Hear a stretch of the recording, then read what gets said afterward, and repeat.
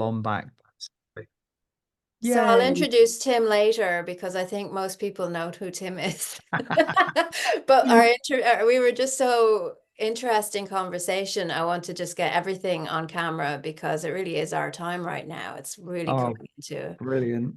So Brilliant. you were Brilliant. telling me, so we signed up for the 3D and the harsh life and the difficult plan, and how do you see that that's shifted now? Well, I mean, if you want to look at where, I mean, I always view the Earth experience as a very tough school. Okay, so if you look at the conditions in which we've been existing in since you and I were born, anybody else who's kind of born prior to 2012, we were born into a third dimensional school, a system, a matrix that had very, very specific learning platforms in which to engage with the things that we had to be tested on.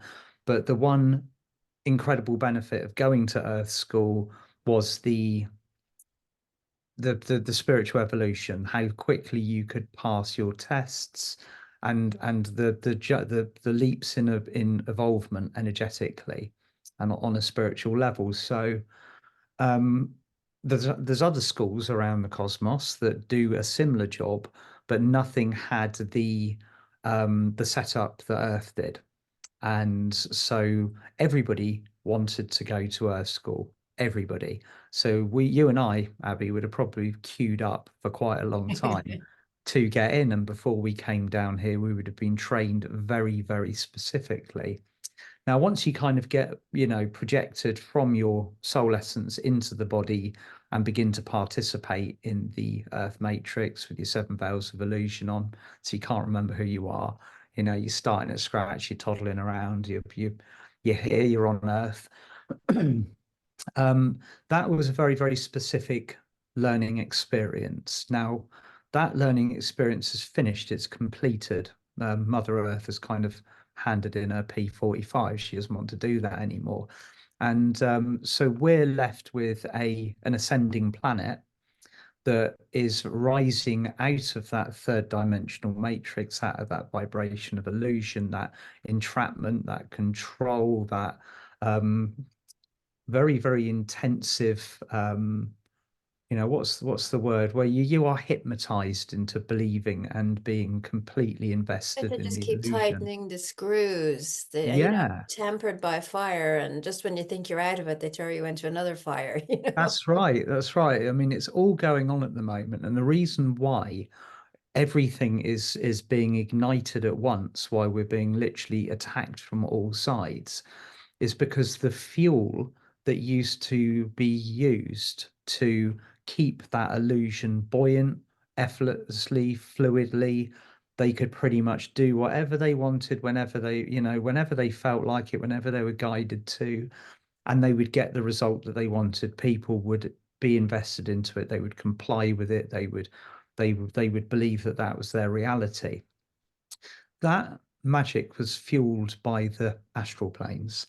Now, as you know, the astral planes are basically it's the world next door. It's an onion layer away, but it varies from a planet or an existence which kind of looks and feels a little bit like ours, only grayed out, where souls perpetuate over and over again the patterns that they didn't want to let go of in the lifetime, right down to the kind of the gnarly, itty gritty, what we would regard as hell in inverted commas, where the real dark stuff kind of sits and rolls about. So they used to draw on that, the kind of the keepers of the matrix. They used to draw on that as fuel on a daily basis. Whatever they wanted, they could conjure it. All of a sudden, because of the light levels that are increasing on this planet, the work that's being done by what you'd consider to be the higher realms, that fuel source has been cut off. It hasn't just been kind of the pipe hasn't just been twisted so that it dribbles through. It's gone, basically. So all of a sudden, the magicians can no longer use that fuel to support their illusion. So their only option now for magic fuel is via us, via our intention, what we invest ourselves into, how we send our energy, and therefore, you've heard of the concept of us having our energy harvested. Well, that's the only remaining option now. So obviously we've got all of these carnivals coming at us at once because they are so desperate for the fuel source. They've run out of it. They've got nothing to create the illusion with. And simultaneously, we've had the sixth veil of amnesia removed from the third eye. So we've now got one veil remaining. We've had six removed. And not only does that make us um, extremely kind of accurate in what we are perceiving now, it also means that there is no more pulling the wool over our eyes. So all the carnivals can be as noisy and as loud and as colourful and as screechy and distracting as they want, but people can see right through it. Hence the term a time of revelations. Everything's visible, everything's on the table. The magic no longer has its magicalness anymore. And here we are. That's a brilliant way of putting it. I know I've been feeling it, and I love the carnival idea. Hmm. They really do. And once you go into a carnival and there's so many distractions, and you know, like the Hall of Mirrors, and you can get lost in there Yeah. and never come out again. It's like, where am I? What am I doing? Where am I going? Who do I believe? What do I follow? I've been saying this in my live talks and my workshops, Abby, like we will never, ever experience a period of time like this on our planet again. You could not have predicted how this was going to go, and you will never be able to recreate the circumstances with which we are experiencing. They are utterly unique because of all of these different mitigating factors occurring simultaneously. So once we're on the other side of it, I think people like you and I are going to be a little bit like, oh, this is really easy. Maybe it's even a little bit boring, Where's the spice? Where's the action? Who's going to do this? Who's going to do that? And no, we're going to be living in a place where everybody is heart-centered and looking and wishing to build onwards and upwards at a heart-centered level without all of that ego being thrown in. So the end is in sight. One of the things that I've always, and I think I've actually talked to you about this before, always wanted to get the collective to really put energy into is the archetype of the best healed self, of the responsible adult, and to disassociate the idea that that's boring, because you can Yeah, have adventures when you're heart-centered, when you're healed, when, you know, and I think really I'm feeling for both, you know, for many of us who've been the hard slog over all the years, that things, it's like the gates have lifted up. Like I was saying to you just before we started recording about your cards, I think they've already sold out. You know, you're going to be catching up with yourself, printing more. And then the book that just released with me and Mark, I'm just going to do a quick plug for the book and oh, plug for the brilliant cards. I book. have to show you my favorite card of your card pack. Oh, It's I just love that one stunning. too. Yeah, But yeah. as I was just saying to you, Tim, there before we started recording, that we had decided, me and Mark, that we weren't going to do great on Amazon. And for the world, I think Amazon is one of those places that is pressurizing. And, you know, but our book just crept in there and is shot right in as a #1 hot release, you know?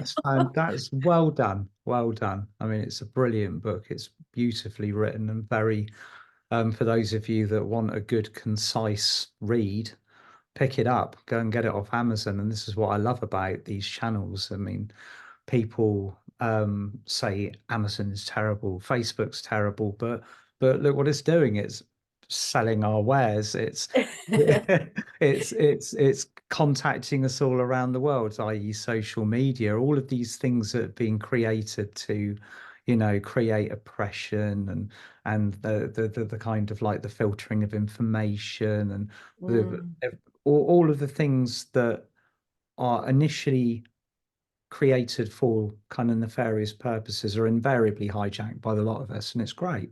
It is great. I'm going to leave all the links for everybody's everything under the video so you can get Tim's card, get in touch with Tim. And I have to say that it's like we've come through a very, very big test. I know Mm. that people would not have gotten through without the work that both of us were doing. I mean, I was tuning into you on Mondays and Fridays going, what's the latest Ascension update? What do I need to do for my heart? You know, and Yeah, meeting yeah. people in the comments, and then those conversations opening in the comments, continuing in Facebook or in Telegram or in wherever, has been a real display, or an example of how we're using their weapons against them, as my friend Mark would say.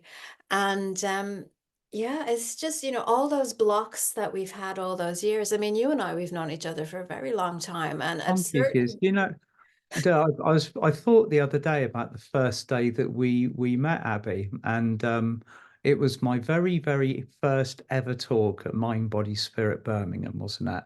And yeah. if I remember rightly, you'd been placed there to come and see how I was by Hay House because I was a new author. Am I correct in that Well, I assumption? was interested in you and I wanted to meet you, but Yeah. there's nothing as nefarious as that. I certainly wasn't No. working for them. That's what you would say. No, it's just like I had this real kind of I walked in there, I thought I'm new, nobody knows who I am, like I'm just I've just appeared on the scene and you were in there and I suddenly like, oh you work for Hay House, do you kind of thing. And we got chatting and it was lovely That's afterwards right. I because remember you brought too much stuff with you to carry and you couldn't carry it all into the room. I felt so So I supported carried by your bags and presence. everything, but I felt, because I was in the back, I felt I was holding space for you. Yeah, yeah, you were. I And I mean, saw you getting so much more confident as you relaxed and you were used to the people in the room. And you see, this is paying it forward, isn't it? it is. It is. I mean, that was my first ever talk out of my area. That was the first time I'd ever walked into a room full of people that just simply didn't know me. I mean, I'd done a couple of talks down in kind of Southampton area where people already knew who I was, but I'd never been into a room where nobody knew who I was, nobody knew what to expect from me. And I think some people in there were actually expecting me to be talking about something completely different from what was advertised. Yeah. And it was an interest, and I was just cracked on for 2 hours, didn't I? So it That's what was happened to me there, because I think the signage wasn't right. So I started talking and then half the people got up and left. I So know that it didn't was just happen like to what you. So no. that was I saw a couple of people kind of like okay. look at each other and then kind of excuse themselves when I was talking, and it was just like, well, this is what it's about. We can't change what we're bringing through to benefit everybody. So yeah, people were expecting something different, I think, from both of us, really. Yeah, well, that phrase that you coined, that I use very often and always give you credit for it, because it's Mhm. just perfect, is the Lightworker relay race. And I think we've been doing it for years longer than we even knew, and possibly meeting in the astral planes and having meetings Oh, there, you absolutely. I know. mean, we must have quite a lot fun on the other side because obviously there's you and I here in our everyday lives. We've got our lives, we've got our points of focus, we've got our physical bodies, we've got our families, all of the other things that kind of occupy our time and our space. But as soon as we get out of body and we're on the other side, we can kind of look at it and go, actually, we're making a real fuss about that, aren't we? And we must have a real laugh about it, but also kind of maybe feeling like kind of good out of body. Right, let's organize to do this, that, this, and this sort of thing really enthusiastically. And when it actually comes down to engaging in those tasks in real life, it's just like, oh my God, what did I agree to? It's Yeah, our higher selves all know what's going on. And there's actually an interesting line in the book that Mark Atwood wrote about how we are so multidimensional that we, in the astral, have possibly organized for us to meet helping people in body without our egos, say, knowing about it, and bringing together. Because I've noticed that. Have you noticed that yourself? Is that more and more people are showing up in our lives that are more in alignment with who we are now? And you know, absolutely, it's a huge point of attraction that's kind of beaconed out from the sacral chakra. It's one theme that we can all expect from 2024 is a mass awakening. I know that might become a bit of a little bit tired or a bit of a cliche for some people because they've been kind of like, well, where are all these awake people? But in many cases, that for those of us of a spiritual nature, or maybe kind of what you'd call the truth of nature, are expecting a certain set of protocols or standards from people. And then that's what they're looking for. So all of these people around us are waking up, they're looking for answers, but they're not necessarily identifying with the process in the way that you and I do. And so they are showing up, they're coming through, but they're in all sorts of different phases of what I call the raw awakening. I'm Mm. seeing huge amounts of people this year, huge amounts, including, well, quite beautifully, a big uptick in the fellas stepping up. The back in 2014, I'd run a workshop, there would be 99% women and one geezer that being dragged along by his wife sat in the corner like, oh, what am I doing here? By lunchtime, he'd be getting involved and quite happy about it. But now I'd say like at least 30 or 40% of every audience is now men. Men are kind of the divine masculine side of it is beginning to kind of step up and stand alongside the divine feminine. And there's a lot of healing going on there, sort of thing. But so there's what I'd call a subtle mass awakening happening this year, Abby. So all of the people that we regarded as maybe normies or those that would never wake up, they are actually beginning to wake up. They will be triggered by news, things that are going on around the world, circumstances that are no longer resonating with them. But ultimately, nobody can survive the removal of the sixth veil. It's not just the spiritual people that have had the sixth veil removed, it's everybody. Everybody living Hey, on this planet has had the sixth veil of amnesia stripped away from their third eye. So they can no longer have the luxury of ignoring their frequency, what's going on around them, what they can see. And so it's the where we're going on this planet is no longer negotiable. It's going in one direction. I've heard people talk recently about there being two collective consciousness fields. And I kind of see it like an hourglass on its side, where we have the old people who are in there. And I do think there are people who just will refuse to leave. And then we have Mm. the new one, and then people going through that little connection into them.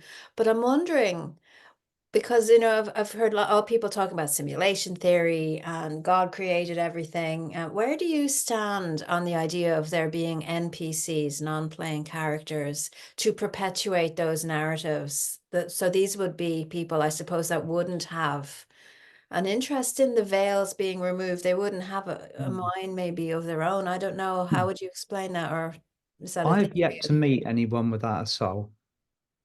Mm. I've yet to meet an empty vessel. Everybody that I've encountered has got um, soul fabric and stuff to work through. I mean, I assume by NCP, you mean like a plant, an empty vessel, somebody who's just here to kind of perpetuate the Acting it out, matrix. or just, yeah, just Yeah, like an extra in a movie who's just an walking extra in in a to put in. movie. Um, what we're no, I mean, here's my numbers are quite specific for the ascension process. 6 billion people walk through the ascension gateway, and this is predicted to have occurred by 2032. So that leaves a shortfall of 2 billion people. So yeah, you could say that there are people that are here to kind of fill the role, fill the numbers, to Mr. Smiths to guard the matrix kind of thing. But they've got to go somewhere at the end of the day. They've occupied one of the kind of the great laws of the cosmos is that you can't be on this planet unless you're occupying a soul frequency. So what Mm, I would only assume is that they're the ones that have kind of not signed to move onwards. And they are going to be a minority number, but of course there are people on this planet who are not feeling that they are ready to move on from the third dimension yet. And so that leaves the question of like what happens to these people, when we do walk through that golden gateway, if there is such a thing as the golden gateway, what happens to the people that are holding on to that prior frequency? And where do they go? I mean, if you want to answer it, you'll see a lot of people leaving the planet at the moment. There's a lot of people checking out, a huge number of people checking out, and by the rates of natural birth and death and evolution by 2032, you'll be beginning to look at the numbers that balance out the figures that I was given originally. So everybody who is kind of left on this planet in kind of 5, 6, maybe 8 years time will be here to move to the next phase. And because the energy is being very specific at the moment, it's the options for um, look at it from the point of like one pathway, one direction. Before we had the option of kind of like lollying along a little bit, taking it easy, deciding whether this was actually going to be for us or not. In 2022, as we moved into 2023, the energy just changed unequivocally, Mhm. and the pathway is prefixed and preset. All of the energy light timelines move together, and everything moved forwards at a pace that we can barely keep up with. And it just seems to be like a rolling ball going onwards and onwards and onwards without an awful lot of downtime. And that's just literally ejecting people from the time stream that no longer resonate with it or aren't here to actually stay in that lane. It sounds a little bit harsh, and that like maybe free will has been removed from the situation, but that's kind of how it is. It's but we're moving very quickly at the moment. Wow, I haven't heard that said like that before. That's really a big thing. It's massive. I mean, this year's a lot bigger than a lot of us kind of thought it was going to be. We're all distracted by the sun flares or kind of all of the nonsense that's going on the planet Earth, but there's this huge energy push that's going on. And from the information I've received from upstairs, they're like, right, if you're lagging or you're suffering or you're working through something, you get on that and you focus upon it until you fixed it, because you can't kind of fake it and kind of live in a spiritual fluff cloud and pretend that you don't need to do this kind of stuff. If your frequency is not aligning with where you've agreed to go, then you're going to get absolutely railroaded until it is. And that's why everyone's having such a tough time at the moment. That makes so much sense. Actually, a good friend of mine was telling me that about Netflix has made some documentaries on spiritual teachers, and they went to a retreat that one of them was running and found a different story than they expected, which was Yeah. how she is, who she said she was, and all of the stuff that was going on in the background. And when you're talking about these veils being lifted from the third eye, it's if there's a dissonant note in anyone, you pick it up so much quicker. You can really tell who's Sure. authentic and who isn't. And that's, I think, is also encouraging when people find their power, find their voice and go, okay, this isn't what I thought I was. There is a grief and bereavement Mm. period of time, but it seems that these deep woundings that trigger deeper ones and inner child stuff, it's just clearing so much quicker. Yeah. Yeah. It's the gloves are off completely. I mean, it's when we've got something to work on, we are expected to be absolutely diligent and focused upon that until we fixed it. And there's no stepping back into the field until we've done that work, which comes alongside the authenticity which you've just mentioned. If people are speaking out of authenticity, if they're pretending to be something that they're not, if they're kind of like saying one thing and meaning another, we know. And that's the sixth veil of amnesia. People don't even know that it's come off, but they can see differently, they can hear differently, they can perceive everything that's going on around them. Their discernment has utterly changed. And Mm. it's because there's so much going on, Abby, simultaneously, it's very difficult to kind of go, oh my God, I've shifted that much. I'm seeing that differently. I'm reacting to that differently. We're moving at a pace that gives us very little time unless we make sure that we have that time to stop and check in with ourselves. And that's something which I think is very important for us to do. I think so too. And I think that seems to be the main message that you and I and many other light workers of our caliber have just been coming on to say, you know, hey guys, just take a breath. Yeah. And I want to talk about your cards because this is part of it, you know, and I love cards and people love cards and you draw a card and, you know, whichever card. So here's one, the first one that comes up is Creator Gods, Oh, you know, but there's lo- more to this than just cards because I picked up your little booklet and each card could have you working for a whole week, 2 weeks, even a month to do the work of oh yeah. each card. And it's fascinating to me that you have come to this. You know, I'm opening here in DNA strands, divine blueprint, everything exists already within you. And it's like 4 whole pages, and there's exercises, and there's prayers, and there's a decree.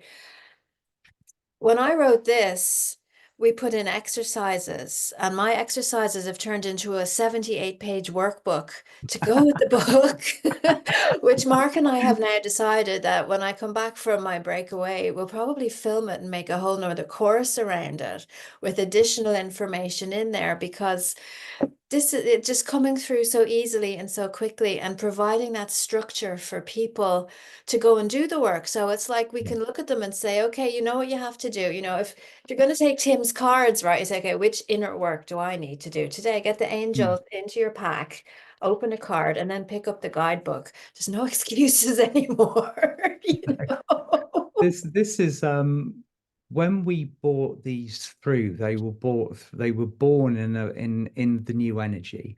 Like I was saying before we kind of hit record, when Miriam Beck suggested these to me in November, it came, I mean, I just got back from the first workshop in Hamburg that her and her team organized for me, and it was amazing. It was a beautiful workshop. It really was. Loads of really high frequency, ready to work souls turning up for it. And I got back and I was just like, right, I was actually in the middle of a run, like a quite an extreme run of events. I'd been to Portugal, I'd been to Denmark, I kind of then I went to Hamburg and I had one more event in Emsworth and they were almost back to back. So I was feeling a little bit ragged by this point and I just kind of got the last event over and done with, the event in Emsworth, which was beautiful, but I could just feel my soul going, time to chill. And then Miriam's on the phone, like, we've got to do a deck of cards like this. And I was just like, well, first of all, it was presented like, would you, I know you're tired, I know you've been incredibly busy, but would you have time to do this? And my knee-jerk response, because I was tired, was like, no, I just can't cope with this at the moment. And she said, well, I said, do you have do you have a printer? I mean, like, how are we going to, what about the artwork and everything? She's like, don't worry, we've already got this all nailed. We've got the artist, Vivian of Lorient, who's just incredible. Her work is incredible. And so then it was down to Miriam and I to kind of bring the writing through. Some of it was already in existence. And of course, there's the two versions, the German and the English. We set about kind of creating what we created, and then it had to be edited. It was all edited, it went off, and like bang, all of a sudden we've got a deck of cards. And it came together with probably quite a lot of stress for Miriam and her team, but they did it. They absolutely nailed it. And the end result speaks for itself. The energy of them is amazing. And having had a couple of online kind of talks with Vivian, because I hadn't met Vivian previously, and she was saying that her connection to the fairies, which is very, very powerful, they were saying that these cards are a lot more, that they're not just ascension cards and not oracle cards, they are energy cards, and Yeah. that they have the capacity to take Well, you you just look at through. that image there. I mean, Oh, it's gorgeous, isn't that? it really is. And as you're describing the process, it's really feels like you've got the angels in front of you clearing the way. And yes, there's stress because we're human and there's always going to be something to stress about. But it's Yeah. Yeah, like, okay, come on, hurry up, Tim. Come on, we need them now. Yeah. Now. It just proved to me that the human mind is what we would consider possible previously. But all the chocks are away. If something's in alignment and it needs to come through, it will do, but you've got to will it, you've got to intend it, you've got to have that impetus and that drive. And as soon as you put all your focus and tension into it, to manifesting it, it does so very, very quickly. And what Vivian was saying about the cards is just that each one you can do a whole workshop on. It's not just a card. It's got the exercises, it's got the writing, it's got the power of the image that you can step on through. So like you said earlier on, Abby, like it's not just a card with a little reading, it's just a whole load of work to do with it. So It's yeah. amazing. And I'm wondering, about the themes that you've done and the numbers. Is it a cycle starting from one all the way through to the last card? How many cards is there? 44. 44. Of course there is I 44. mean, what we tried to do was cover all of the main themes of Ascension that people need. With the idea of the inner light forge is that we forge our own ascension process, we forge our Mm. own destiny. We are in the process of basically renewing ourselves at the highest level possible, so we, along with the creator gods and the tools and the materials that we are using, are here kind of forging our Look at own the one that light shows up bodies. now. Veil Ah, of the Death. veils of amnesia. That's what I was Yeah, which talking is what we're about talking about. Yeah. with the third eye. I've just light body. That's the card that I was going to pick. The light body. It's back to front. I don't know whether. No, I can see it. Oh, you can see it. It looks back to front. Yeah. It's coming through. So that's And another. they're speaking to us, aren't they? The They are. energies. They are purest light quotient increase, and of course that's happening very much for all of us at the moment. The light quotient is going through the roof. It's amazing. Another phrase that Mark Atwood would say is that we're all points of light. Hmm. And I feel that some of us are holding a grid for other people to rise into. And I'm wondering then, because my podcast is called Healing for Healers. We've been Yeah. talking for half an hour, didn't you? And what I'm feeling is that this is the time for us, for the healers, for those of us who are congruent, those of us who have put the work in. Yeah. So, would you have any advice? I didn't want to hit you from left field here for people who are doing this work at this time. At this precise moment in time, the I mean this might sound like almost like a bit of a cliche. If you are working with other people, first of all, expect the unexpected, because everybody is kind of moving through a highly triggered field. Mm. So I don't know if you're aware of what the sun flares have been doing, but they are a very, very physical part of our Ascension upgrade at the moment. Say, for example, last year we had 13 X flares in the whole year.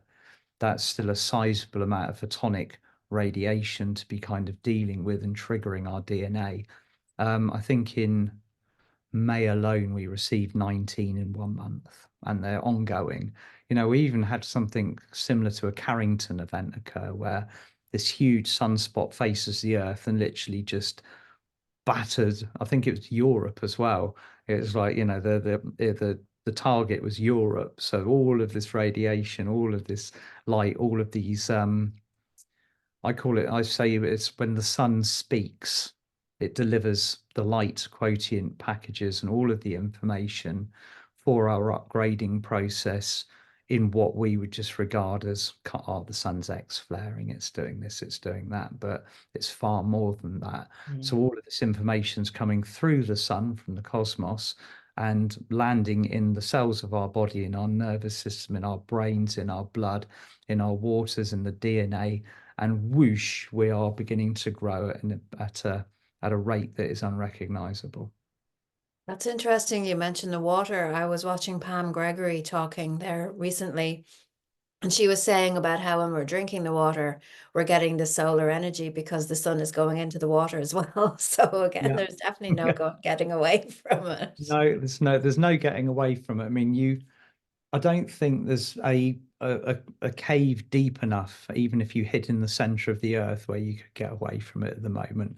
They can cover the clouds they can cover the sky as much as they want. They can do this, they can do that, they can pull every single trick out of the box that they can possibly think of until they've completely run themselves dry.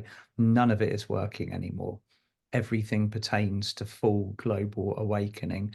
So, going back to the original point in question about who heals the healers and how do the healers deal with this, very carefully is my advice, basically.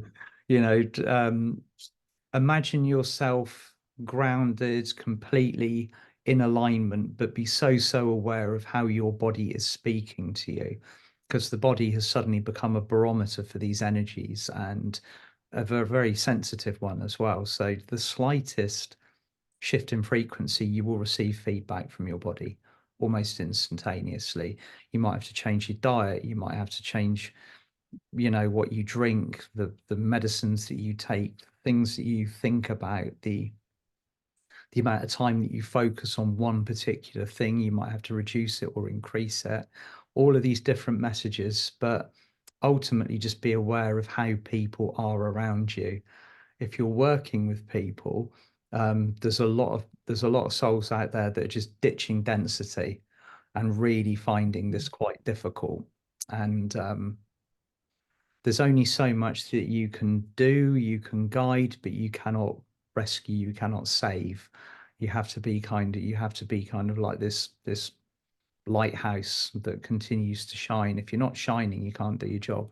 And That that's is so poignant, though. I mean, that really is important mm, because you do get into this whole martyr rescue kind of archetypal energy where you come home half dead, but your clients are doing great. woo, cheers for the energy. And then you give out to your dog and you slap your cat and you scream at your partner and then you go in the next day and do it again. And Yeah.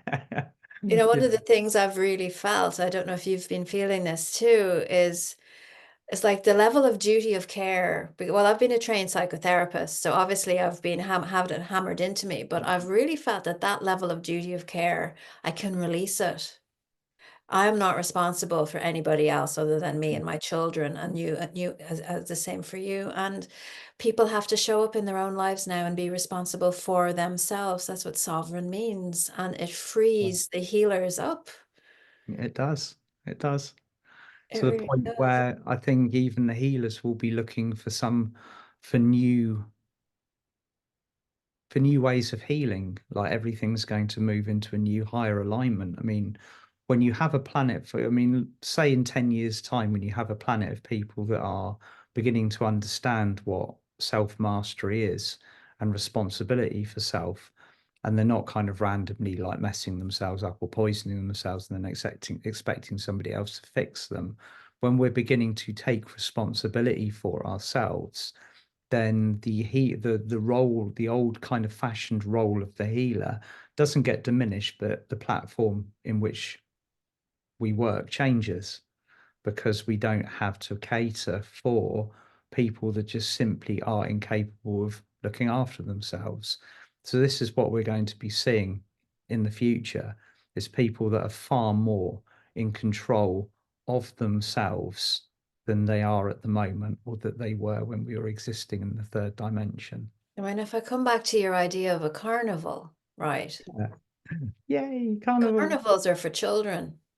They are.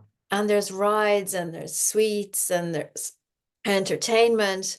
Yeah. And carnivals are great fun when you're a teenager as well. But when you're a Yeah. grown up, you know, They're this is overwhelming, this is noisy, why and the people that keep going back into those carnivals are ultimately not wanting to grow into their adult selves and to step into that role of responsibility. So it's all connected. That the whole way that society has been structured is to keep people in their teenage, juvenile self. And dependent on mama and dada is the state, is the government, is the health system, is all these other systems. And so stepping out of that, I think, is painful because in, growth and development, when you realize your parents are not the gods that you attributed them to be, and then you have this whole bereavement again of going, okay, well, damn it, I actually have to get out of bed and I have to clean my room if I want to live in a clean room, and I have to do all these things. That's Wow. that that's what people are releasing right now. These systems aren't what I thought they were. These No. doctors aren't who I thought they were. These, the church isn't what I thought it was. And how can I now have to step in and look after myself? And Yeah. there's a lot of people out there throwing temper tantrums and throwing all of that energy out there. And I'm finding, I mean, I'm going through days where I'm just feeling really sad or feel depressed or I feel anxious. And I'm going, it's another wave of this energy. And it's great to Yeah. have the X flares on space weather and you can look, look, it's the X flare. But Here there's comes so another many one. levels of energy that they can't measure, that they don't know what it is. And okay, well, the KP index is low and it's not a flare. What the heck am I feeling?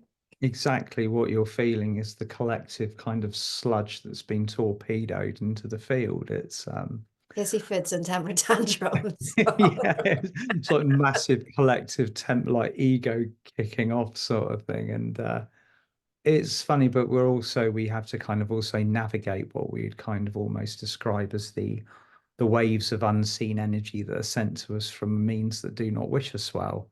So there's Yes. obviously the intentions that are kind of we can negate them very easily, but it usually tends to happen when we're kind of like, oh, guards down, we can just chill out for a little bit. And it's this is why this particular space is so unique because there doesn't seem to be any kind of space that you can stick your head in where there's a breathing space and where there's reality, unless you can actively create that for yourself. You have to create that Hmm. self-healing cocoon where you take that time, you go out into the woods, you take your shoes off, you stand on the grass, you do all the things that the kind of the witches used to tell you to do. You treat your body with natural herbs, you open your arms to the sun, you dance under the moon, you put your crystals out, you bathe yourself in water, and just nature has everything that we need to restore ourselves back to the that kind of like that primal, that elemental energy that we have flowing through us at the moment, because we're being expected to be in harmony and alignment with the Gaia frequency. So when we're kind of knocked out of that, when we're kind of doing the little human rushy around the kind of like I'm distracted by this, that, and the other, that's one of the most toxic frequencies that we can put ourselves into. So this for the healer, the healer has to be able to create that space for themselves like that and do it very effectively. And I'm seeing evidence of people really stepping into that role at the moment. All of the healers are really beginning like, oh wow, you are seriously taking responsibility now. And if they got to step out of the field for a week or 2 weeks or however long they need to, they do that, and there's no shame in it. Whereas 5 years ago, you'd think the ascension process was going to collapse without you, and you felt terribly guilty if you took a day Yes. off. That doesn't exist anymore. We're all kind of stepping into that really, really kind of like it's self-love, Abby, isn't it? At the end of the day, And I we love how can't heal. you've been so honest. You've taken your time and you've come on video and you've said, I'm having, a difficult time and I'm not well and I'm going to take some Yeah, time off. And it's like, as we have those discussions, we're giving ourselves permission to be human, to come on. yeah, I mean, I've been writing a Substack now for, I think, 3 years nearly. And in there, I'm working things out and I say, I'm deeply troubled by this. I haven't figured this bit out yet. And people are seeing the progression of thoughts, and it's almost like they have permission to discuss things that they be didn't know. human. It's like it's as you sit down and you think you're going to write a book perfect in the first go. You Yeah, write a draft and then you change your mind and then you scratch things out and then you throw yeah, things in the bin. But as you were talking there about the healers having to make that safe space for themselves, what come up for me was that when I was writing How to Be Well, which was back in 2014, I was being constantly psychically attacked.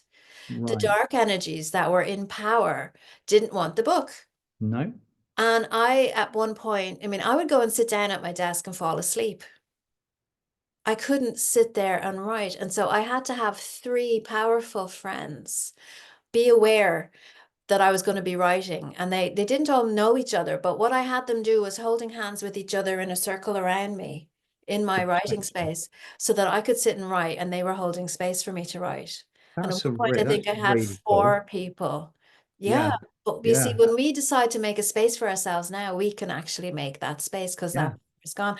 I was waiting for the attack for this. I mean, any book that's called Weapons of Mass Protection is going to get it. There wasn't one. No, this is what I mean about the lack of magic.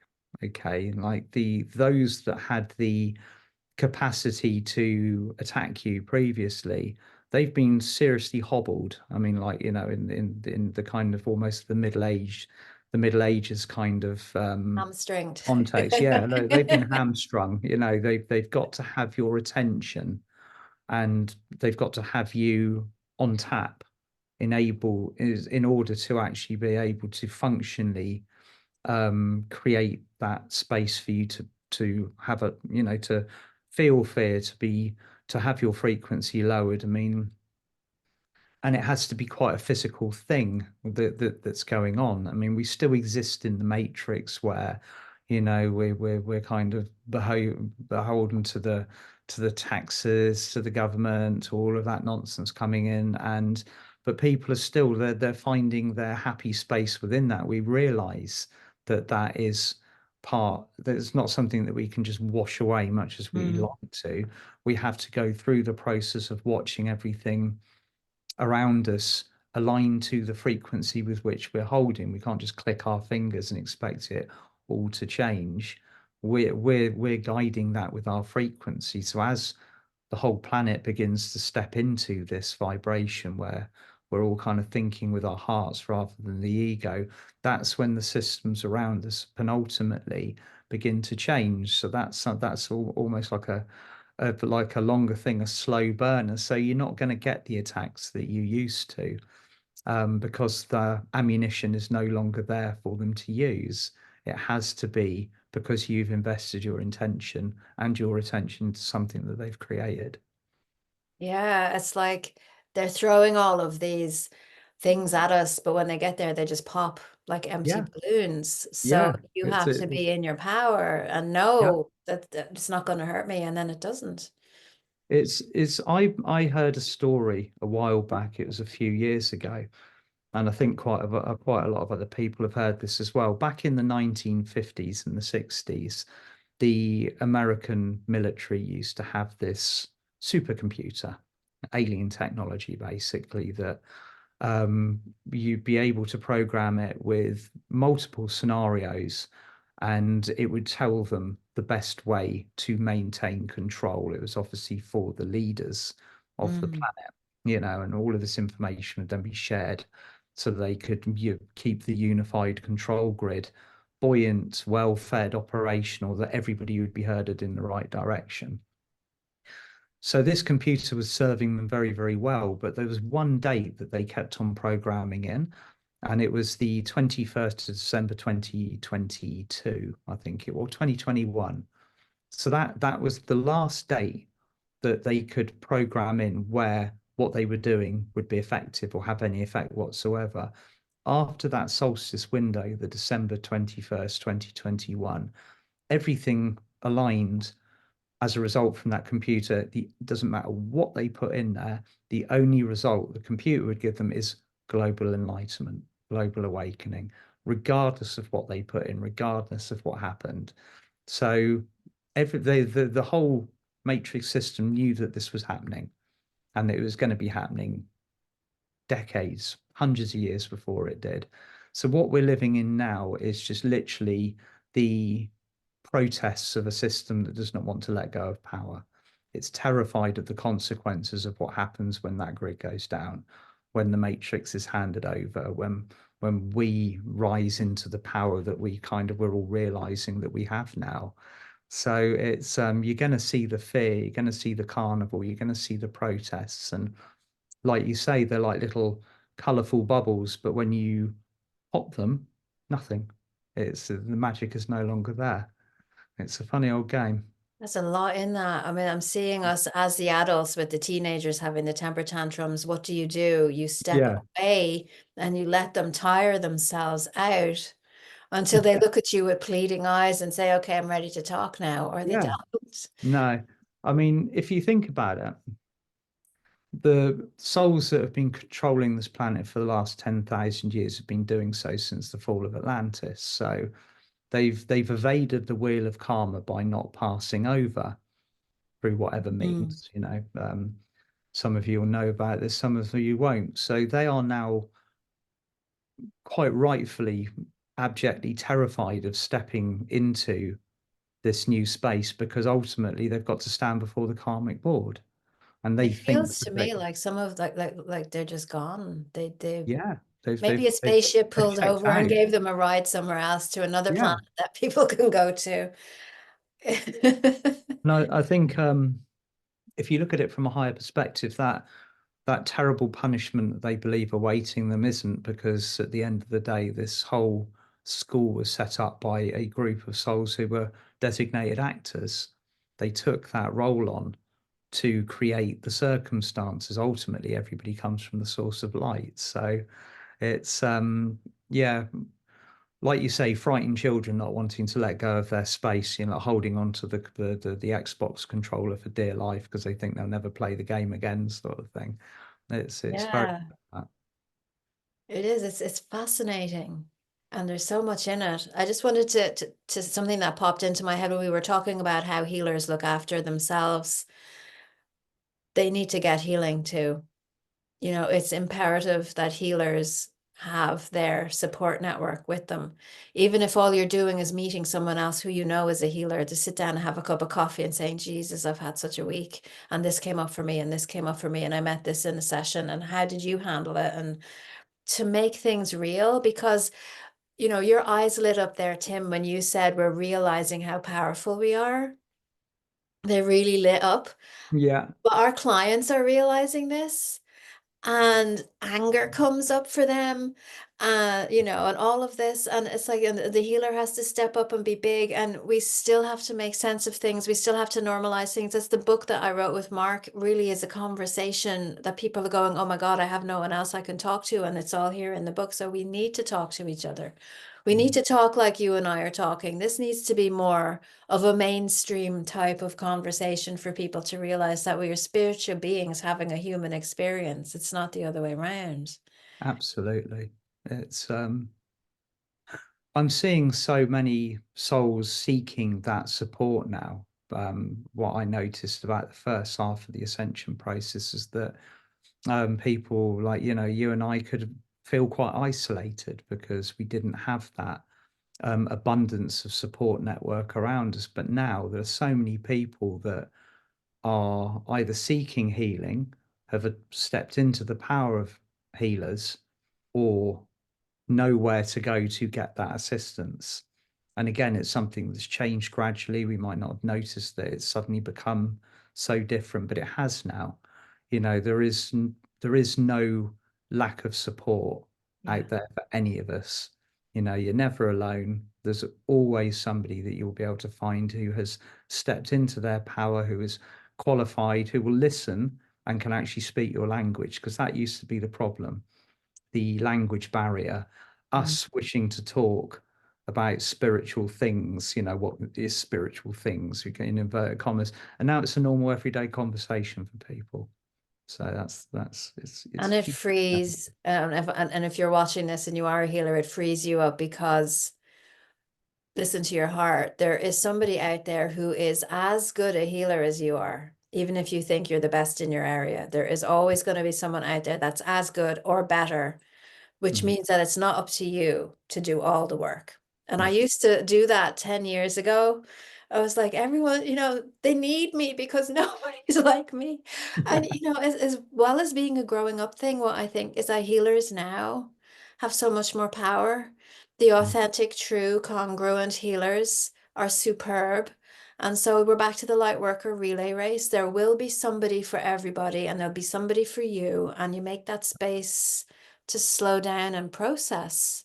I have another friend who says, the value of contemplation has been lost over time, and that just having time in contemplation, whatever about actively clearing your energy or doing meditation or going talking to your guides, but just having that time where you can say, okay, here's a mystery and I'd like to learn more about this, and I'd like to discover more about who I am and who you are and who we all are, and just to make time for those amazing, information to come in and land with you. And if your room is already cluttered and messy, there's nowhere for that information to come in. So No. Beautiful times, Abby.